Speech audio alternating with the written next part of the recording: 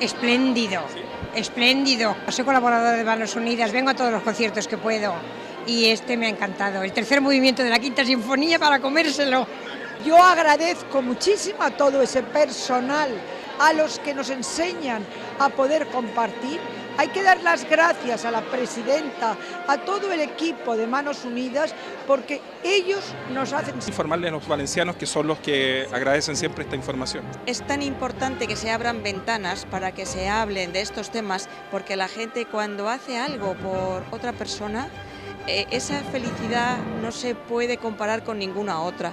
Presidenta, nuevamente muchísimas gracias y esperamos sea el futuro también de seguir trabajando juntos. Yo también lo espero. Muchísimas gracias. Gracias.